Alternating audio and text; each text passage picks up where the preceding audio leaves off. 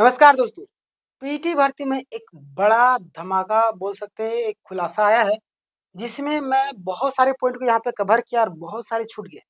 तो आज मैं एक वीडियो में बताने वाला हूँ। प्लस में आप देखिए यहाँ पे टॉपर भी बाहर हो चुके हैं। सेटिंग से नौकरी का एक बात निकल कर के आ रहा है। प्लस में क्या ये बात सच है?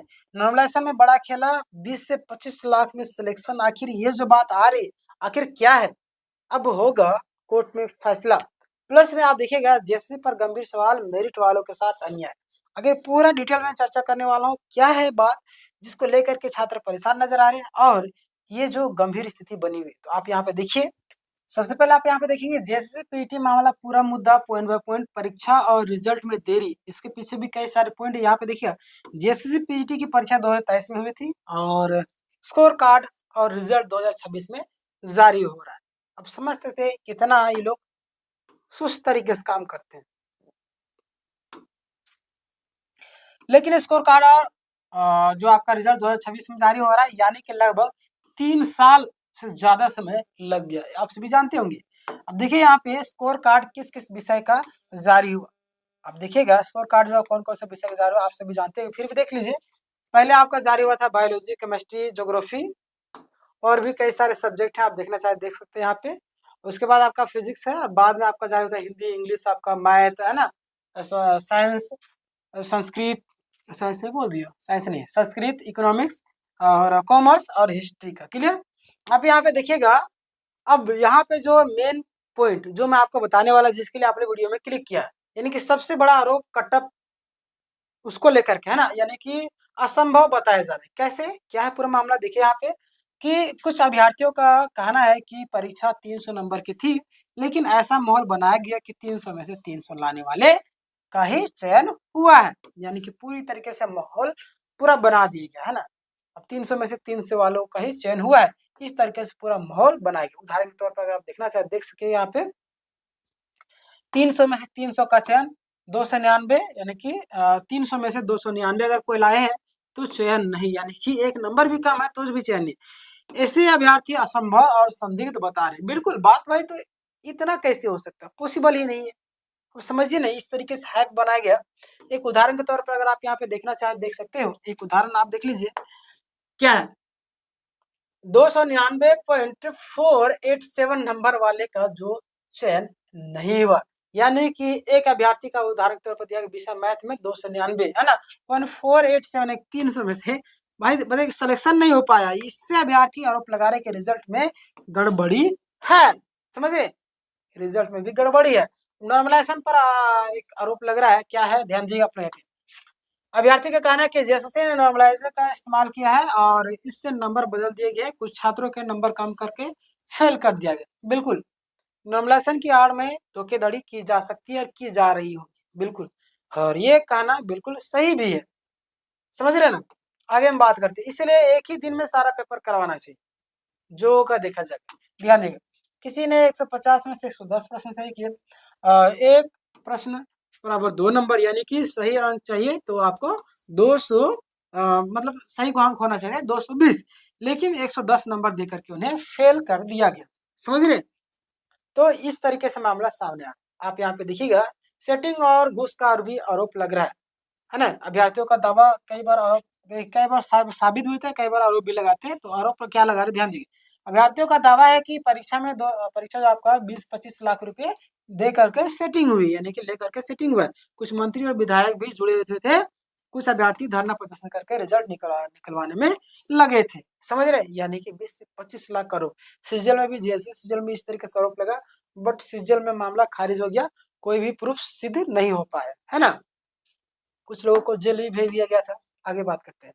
परीक्षा एजेंसी पर भी आरोप लगा है। क्या है, ध्यान दीजिए। जिस एजेंसी ने परीक्षा ली थी उसका नाम बताया गया। क्या नाम है देख लीजिए, सैट इन्फोटेक। आरोप है कि वह एजेंसी ब्लैक लिस्टेड थी, है ना। बिल्कुल, और फिर भी उसी से परीक्षा करवाई। झारखंड में यही होता है, कई सारे एजेंसियां ब्लैक लिस्टेड है, उसको झारखंड में मौका देते हैं। ऐसा नहीं होना चाहिए। ब्लैक लिस्टेड किया गया यानी कि वो अयोग्य है, तभी तो किया गया ना, वो गलत काम की है।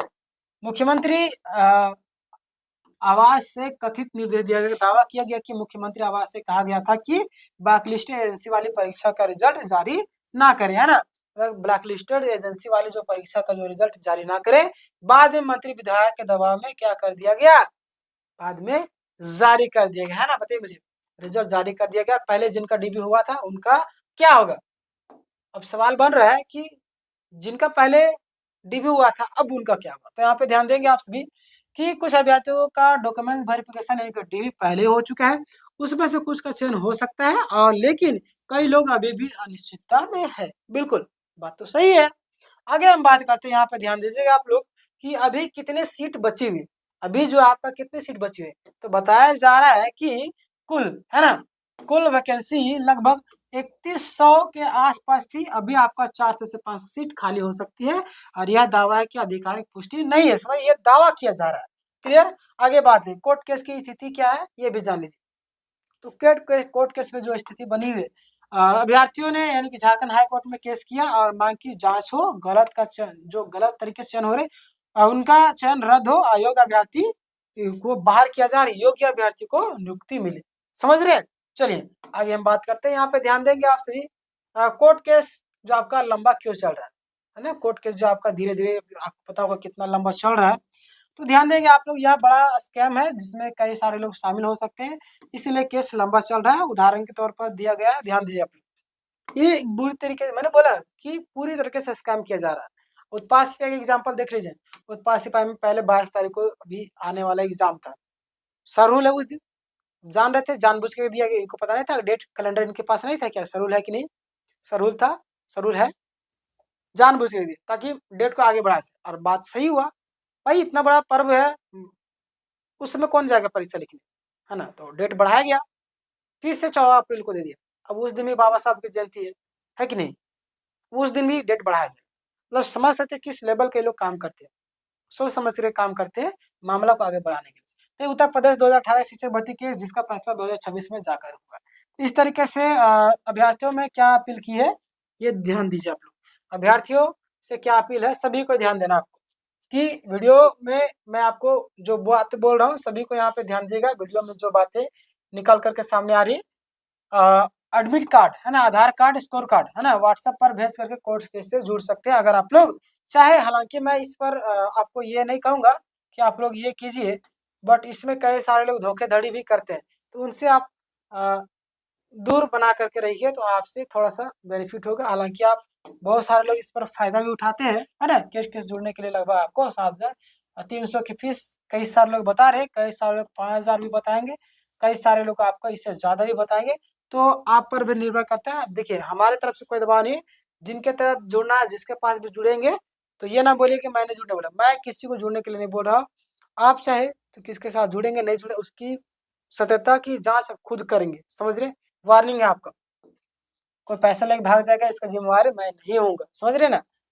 तो 30 मार्च को मीटिंग यानी घोषणा की, उसकी वो काम कर रहे हैं, यानी इसके बारे में तो आपको जानकारी होना चाहिए ना, आप पढ़े लिखे हो, आप किसी को पैसे दे रहे इतने सारा पैसा, तो कहना कि आपको उनके बारे में जानकारी रखना चाहिए, वो बंदा कैसा है, क्या सच में काम कर रहा है या फालतू में पैसा ले रहा है।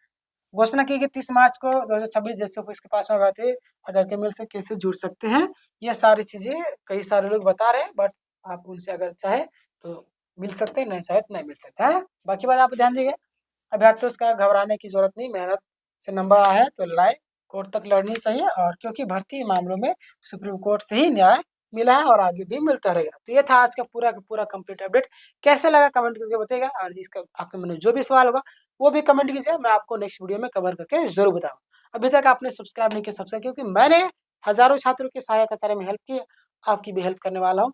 किसी भी चीज से रिलेटेड आपको परेशानी हो तो कमेंट कीजिएगा, उसको नेक्स्ट वीडियो में कवर कर देंगे, ठीक है। मिलते हैं इस वीडियो में, तब तक के लिए धन्यवाद।